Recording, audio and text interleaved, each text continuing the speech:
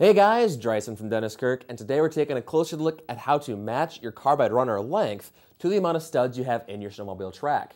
Now, there's not an exact rule saying if you have X amount of studs, put in Y amount of carbide length, but this is going to be a rough guide to help you guys get the right track, to get the right feel and the best match for your studs, for your feel, for your sled. Now, taking a look here, starting with a 4-inch carbide runner. Now, this 4 inches here is probably going to be designed for somebody who is either A, does not have a studded track, or B, more to like the mountain sledders who just need a little bit of traction when crossing roads, entering parking lots, or in the gas station parking lot to be able to turn around and have a little bit more control. Otherwise, a 4-inch runner is not going to offer a lot of protection on trail sleds if you guys have already studded your track. So just keep that in mind. Now, the next step up here is going to be for anywhere from 96 studs up to 144 studs. If you're in that area, you want to take a look at about a 6-inch carbide runner length. That's just going to help optimize and complement anywhere from the 96 to 144 stud range.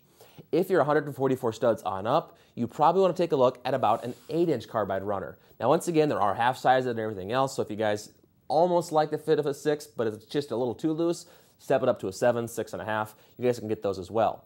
Now, if you guys like a really tight front end, but you still want to have lots of studs and tracks in the back, and so you have 144 studs, but you still want to be able to spin the back end or out and fishtail around corners and have fun with it, maybe take a look at a 10-inch Runner Carbide.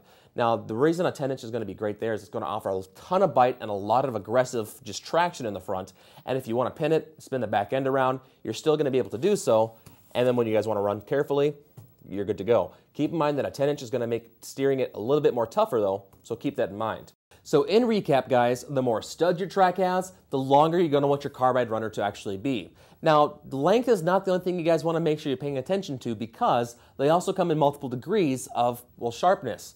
Now, a 60 degree and a 90 degree are going to be the two more popular styles or degrees of carbide you can get your hands on. 60 degree obviously being a lot more sharp and 90 degree being, well, 90 degrees.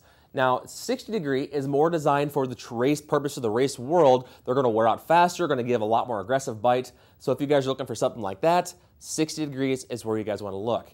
But if you guys want to get some mileage out of them, still getting a lot of bite, and honestly a more popular choice, take a look at a 90 degree carbide runner. Like I said, they're going to get more miles out of them, they're going to last longer, and offer just the same amount of bite that you guys are looking for.